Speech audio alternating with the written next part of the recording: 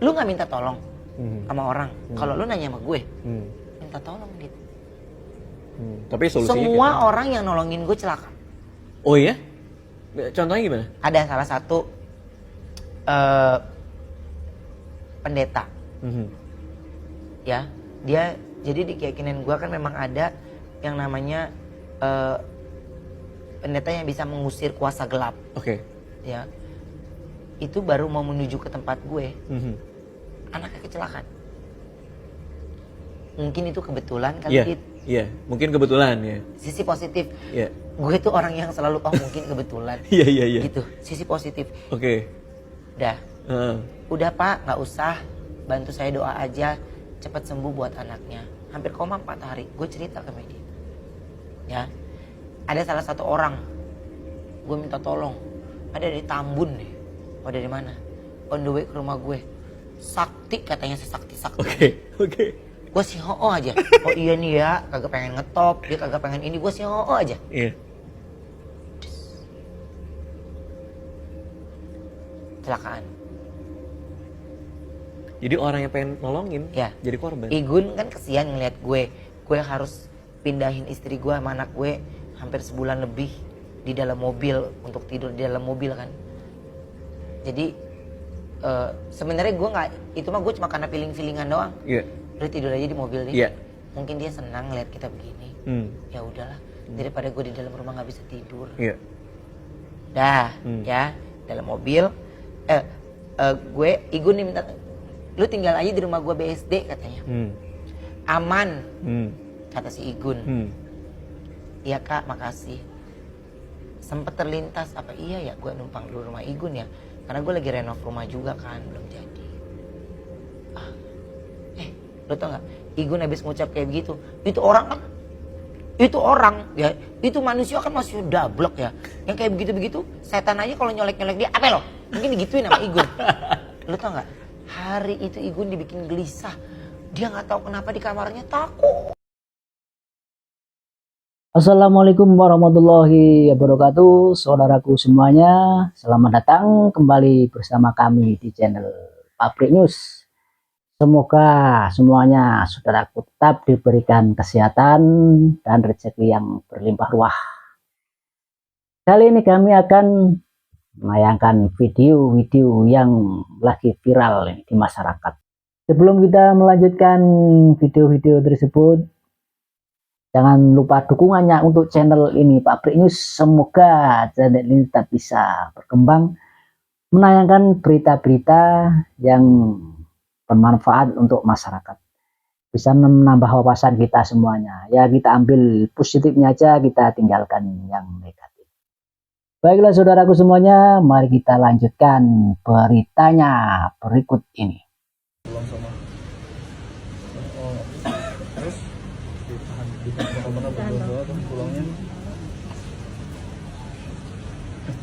Ya nggak apa-apa lah, namanya masih dalam masa remaja lah ya, kita sikapi dengan bahwa pokoknya gimana pun ya anak-anak ya, masih anak-anak mereka lah ya, jadi kita pahami aja. Saya belum melihat itu sebuah masalah besar lah ya, jadi intinya minta doanya aja lah ya. Ruben dan Sarwenda itu orang baik lah, jadi kita usahakan berita baik-baik ya. Jadi ya mohon selesai masalah ini, klien kami udah pengen hidup tenang lah, kasihan juga ya. Bang, oke ya. Ini dong Bang, Ruben Onsu yang menyebut keterlibatan ada Jordi Onsu di dalam perpisahan Sarwenda. Waduh, nanti saya salah ngomong lebar. Wah, ya jangan ya.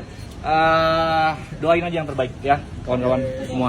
Hubungan Ruben Onsu dan Petran Vertov kembali mencuri perhatian publik. Meski tidak terikat hubungan darah, kedekatan keduanya terlihat begitu kuat dan hangat. Di berbagai momen penting, Onyo selalu hadir mendampingi Ruben, termasuk saat sang ayah menghadapi berbagai masalah dan ujian hidup. Kesetiaan Betran yang terus berada di sisi Ruben pun membuat banyak netizen terharu. Tak sedikit yang menilai bahwa ikatan antara keduanya sudah seperti ayah dan anak kandung. Kehadiran Onyo di setiap langkah Ruben menjadi bukti bahwa kasih sayang dan keluarga tidak selalu ditentukan oleh hubungan darah. Gimana menurut kalian?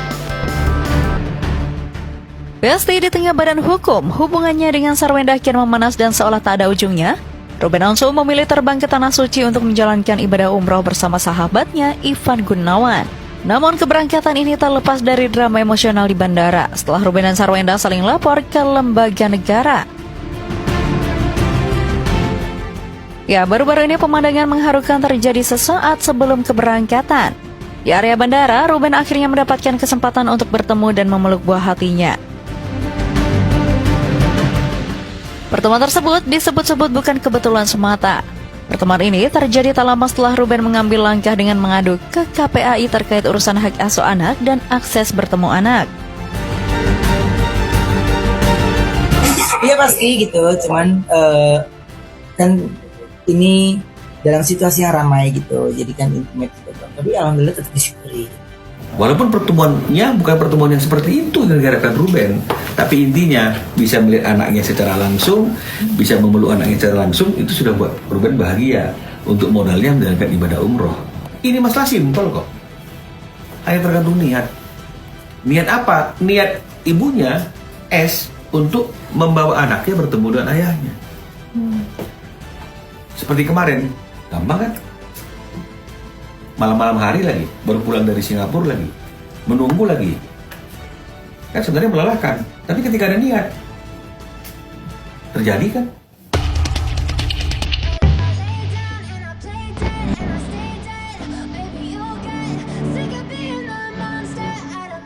Ketika aku nganter anak ke sekolah, ya, terus saya ucapin ke dia, kemarin ayah datang wanita loh, ini anakku berapa tahun? 5 tahun. Ayo ke rumah kita loh. Terus dia bilang, iya, ayah datang ke rumah, ayah datang ke tempat Yeye, ayah pencitraan ya. Anak umur 5 tahun. Itu diajarin siapa bisa ngomong gitu? Jadi saya langsung gini, Allah.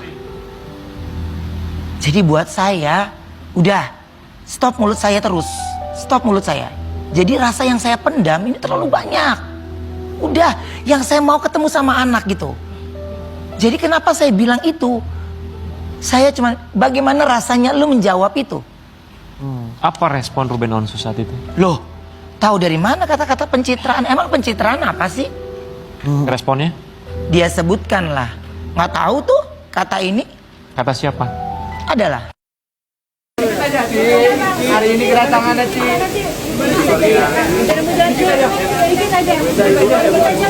Ayo Kak Wenda. Kak Wenda. Kak Wenda udah nungguin. Kak Wenda. Kak Wenda. Kedatangan hari ini Kak Wenda.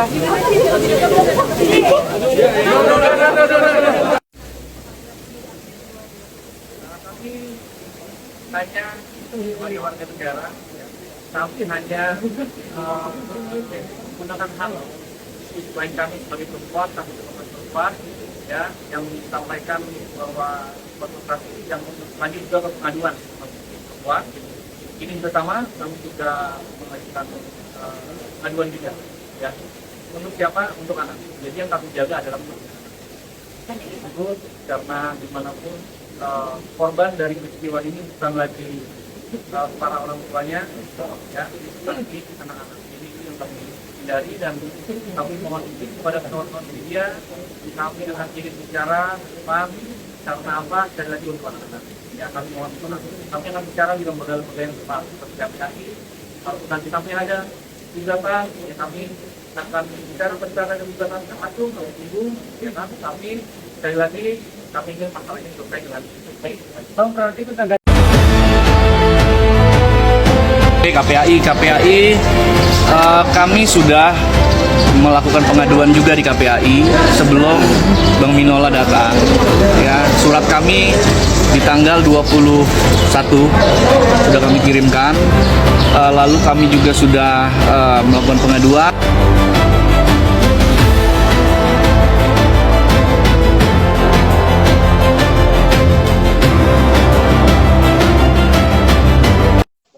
Ya nggak apa-apa, sah-sah saja. Kalau misalnya dia mau mengadukan nafkah anak-anak, sah-sah saja. Ya, karena kan seperti yang sering saya sampaikan, bahwa kita jangan melihat suatu persoalan itu di ujungnya saja. Hukum itu sebab akibat, ya, sebab akibat.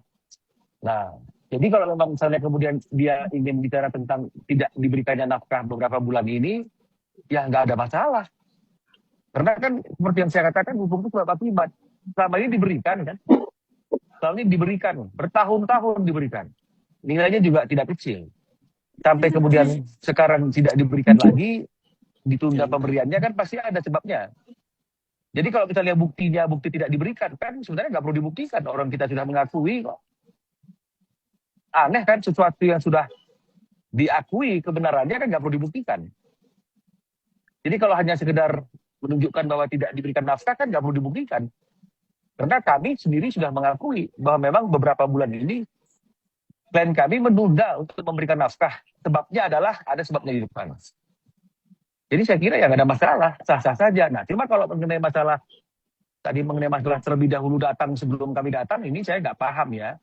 Karena kami datang tanggal 22 itu karena sebelumnya telah bertulis surat tanggal 18. Surat juga kami serahkan secara fisiknya itu langsung, tidak by post, by hand. Jadi kalau kita bicara mengenai masa kedatangan, tanggal 18 kita sudah datang ke KPAI, sekaligus menyerahkan surat kepada KPAI dan realisasi kedatangan kami untuk konsultasi dan mengadu baru tanggal 22. Nah, jadi kalau kita lihat kemudian dia mengatakan lebih dulu datang pada tanggal 21 di hari Minggu, sementara kita datang ke tanggal 22, ya sah-sah saja kan begitu. Cuma artinya apa yang menjadi poinnya? Masalah duluan datang itu yang menjadi poinnya apa? Yang paling penting kan poinnya adalah kita ingin memperjuangkan hak anak. Hak anak itu kan tidak hanya materi, ya hak anak itu juga adalah kebutuhan fisikisnya untuk bertemu dengan ayahnya, untuk berkumpul dengan ayahnya. Nah, selama ini juga diberikan kan, kita punya buktinya kan bahwa itu diberikan bertahun-tahun, bukan sehari dua hari. Banyak orang yang setelah perceraian ayahnya tidak memberikan nafkah. Ya, kalau misalnya kemudian ayahnya nggak mampu, mau diapain? Nah, kalau kita ini bukan bicara mampu atau tidak mampu, kita berikan bertahun-tahun. Tapi kemudian anaknya mana? Anaknya nggak pernah ada prioritas untuk ayahnya gitu loh. Dan pasti pengendalinya patut diduga kan adalah orang tua yang menjadi pemegang hak asuh gitu loh. Jadi ya silakan saja. Kalau buktinya ingin membuktikan memang dia tidak diberikan nafkah selama ini, memang kan itu sudah kita sudah nggak ada pengingkaran. Selama ini kan juga sudah disampaikan memang ditunda kan. Terus nggak ada yang baru kan. Kecuali kalau tidak ada bukti baru misalnya oke lah yang belum disampaikan. Tapi kan itu sudah disampaikan. Dan kami sudah mengatakan bahwa memang beberapa bulan ini tidak diberikan. Nah, ya, nah dan kami kan tidak hanya berbicara tentang tidak bisa ada pertemuan, hak yang nggak ada bertemu itu, tapi kan juga terkait dengan masalah eksploitasi anak yang dipekerjakan di jam-jam yang tidak seharusnya dia melakukan aktivitas, kemudian dia tumbuh besar di lingkungan yang patut kita duga ya tidak jujur, misalnya kayak begitu, tukang sindir, dan begitu menghina ayah kandungnya di depan publik, gitu misalnya. Jadi kan ini yang menjadi persoalan seperti itu. Kalau dibandingkan dengan tidak memberikan nafkah, itu sebenarnya kita bukan tidak memberikan. Sementara ini belum memberikan karena ada sesuatu hal. Hukum itu sebab dan akibat. Jadi sah-sah saja kalau misalnya dia datang, ingin mengadukan, kami nggak diberikan nafkah, ya boleh-boleh saja. Justru bagus dong. Nanti kalau misalnya KPAI bertanya sama kita, kenapa nggak diberikan Pak Ruben? Ya kita sampaikan. Kenapa tidak disampaikan? Kenapa tidak diberikan? Kita akan sampaikan. Kalau ditanya sama KPAI, bukti-buktinya. Nah, sekarang masalahnya dia mengingkari nggak sih? Kalau selama ini dia menerima uang nafkah anak, itu dulu. Kalau kita berani loh mengakui bahwa kita sementara ini menunda pemberian uang nafkah. Karena masa perinciannya juga tidak jelas. Terus kemudian peruntukannya juga masih belum ada kesepakatan sebenarnya. Ya, karena di dalam kontrak itu kan akan didiskusikan. Tidak didiskusikan, tapi diminta terus. Nah, jadi kalau misalnya kemudian kita hold dulu sementara untuk mengklarifikasi dan mengclearkan itu, ditambah lagi belum ada waktu yang membuat Ruben bisa berkumpul dengan anaknya, saya kira sah-sah saja. Sah-sah saja saya kira. Nah, sekarang mereka berani nggak mengakui bahwa mereka selama ini sudah menerima uang? Berani nggak mereka mengakuinya dengan tegas? Karena menurut beberapa postingan kemarin saya ditanya oleh teman-teman media, Onyo mengatakan kan bahwa selama Onyo tinggal di sana, mereka nggak tahu bahwa ada biaya nafkah yang ditanggung oleh Ruben yang sedemikian besarnya tiap bulan. Karena menurut Onyo, kata teman media yang mewawancarai abang itu, dalam postingannya Onyo saya juga belum melihat dikatakan bahwa seolah-olah ayah itu tidak bertanggung jawab. Nah, jadi inilah yang perlu diklarifikasi, jangan memutarbalikkan fakta di dalam, di luar, ini jangan. Karena tujuan kita kan sederhana saja. Supaya anak-anak bisa berkumpul dengan ayahnya 2-3 hari dalam 1 minggu, mengenai masalah pengeluaran dan kebutuhan anak-anak didiskusikan, mengenai masalah hal-hal yang berkaitan dengan anak didiskusikan, jangan ambil keputusan sendiri, gitu loh. Ada rembukan, jadi jangan main otoriter, gitu loh. Jadi saya kira ya, nggak apa-apa disampaikan bukti, nggak diberikan nafkah, atau kita akui kok. Dan hukum mengatakan sesuatu yang sudah diakui dengan tegas tidak perlu dibuktikan. Bang, ditunda berapa bulan Bang nafkahnya Bang? Tanya aja mereka. Nanti kalau saya bilang sekian bulan, sekarang jangkal. Jadi lebih bagus tanya aja sama mereka. Mereka merasa ditunda berapa bulan uang nafkahnya. Ya dari abang mungkin Bang, sudah berapa bulan Bang? Saya tidak mau memberikan jawaban yang saya rasa nggak ada perlunya saya mau menjawabnya. Bang, Ya, sekarang tanya aja mereka. soal nafkah tidak dikasih tahu ke anak-anak, ya mungkin cukup orang tua aja mungkin yang tahu Bang. Loh, nggak bisa lah cukup orang tua yang tahu. Karena kalau misalnya orang tua aja yang tahu dan kemudian dikatakan anak-anak kepada anak-anak bapakmu tak bertanggung jawab, itu kan akan memberikan satu proses kejiwaan yang membuat anak-anak tidak respect kepada ayahnya. Coba kamu misalnya ibumu bilang, bapakmu nggak kasih biaya apa-apa sama kamu misalnya. Karena cukup orang tua yang tahu. Kamu pasti nggak respect sama ayah kamu. Oke. Kan saya sudah bilang, kemarin itu saya interview karena ada postingan Onyo. Kamu ceklah postingan Onyo yang mengatakan bahwa kami selama ini tidak tahu bahwa ternyata ayah memberikan biaya. Ceklah postingannya. Berarti kan betul. Nah, Oke, baik Bang. berarti kan betul ada kondisi seperti itu di dalam, di ruang tertutup. Kan begitu kan? Dan kemudian karena Onyo merasa ini udah ada pembohongan, maka dia mungkin menganggap dia perlu untuk mengungkapkan kebenaran karena dia mengalami sendiri situasi itu ketika dia masih ada di sana. Nah, makanya saya katakan, kami berani mengakui bahwa memang karena sesuatu dan lain hal, makanya seperti yang saya katakan hukum itu harus... Akhirnya unggah konten lagi, Sarwende curhat perjuangan sebagai ibu. Jangan cuma lu melihat dari satu lu doang, tapi harus lihat juga dong dari perjuangan ayah yang udah merubah sesuatu menjadi wow. Sampai kantong kresek pun ditanggung kok. Oh iya, soal biaya balik yang katanya 22 juta, nggak taunya cuma 1 sampai 1,5 juta per bulan. Ras. Aduh. Bantuin bunda klarifikasi. Emang saya jubir, udah ada lawyer no. Lagi dibantuin mulu kayak program tolong. Gimana sih? Kapan bercanda? Uncle tanggal 20 ikut meet up yo cari Sargio. Iya nggak mau, ngapain gue ikut? Lu aja ketemu Sarah sama Gio, ngapain sama gue? Ngeramein. Emang apa? Emang gue cuma penghibur. Belajar tidak kepo sama urusan yang aku nggak perlu tahu. Berminyak, dia nggak bikin kamu jadi pada yang namanya makin berminyak tuh. Cepet banget ya, dan ini halus banget. Kita pakai lotion di teksturnya ya. Kalau kita pakai lotion karena cepet banget jalannya, dia udah lengket. Atau rasanya nomor 1. Ini nggak berbentar. Karena belajar tuh 5 menit terakhir, 5 menit terakhir aku dapat harga 81.000. Kalian coba cek kalau dapat harga. Aku dapat harga 81.000. Kalian coba cek harganya harga berapa. Atau rasanya nomornya nomor 1. Satu kali kita dapat 3 ini dari Medico original karena kita lihatnya langsung dari yang karena Medico di Seoul alias di Korea. Ya, biar ini yang Medico jadi global nih. Ini tuh yang punya PIRS alias PIRS ya, jadi kandungannya dia aman banget, gak macam-macam, kulit kamu jadinya terhidrasi, terus juga inflamasinya berkurang, pastinya gak bagus, dan kalau kalian lagi pakai jadinya berkurang. Kamu dapat 3 item, dapat sheet mask, dapat lagi moisturizer, sama dapat kolagen di cream. Totalnya 3, harganya 181.000. Besok-besok nyari lagi udah gak akan ada, besok hari aja karena kita langsung dari kantornya Medicube di Seoul. Saya harganya udah mantap, gerakannya banyak. Harganya best deal, gerakannya banyak, kata-katanya nomor 1 kalau cuma aja gak ada. Kalau cuma tiganya tapi gak dikatakan ada lagi. Nih, dapetin 1 set mask, dapetin 1 yang namanya ini apa namanya PDRF moisturizer, sama kamu dapat lagi 1 kolagen gel. Kolagen gel ini biasa udah bisa banget, kamu dikasih gratis loh, spesial hari ini dari Medicube. Kolagen gel ini iya, gila ada banget, lagi mana-mana sih, Netizen aneh banget lihat Jordi bukannya belain kakak kandungnya, tapi malah belain Sarwenda. Apa gara-gara Ruben pindah keyakinan?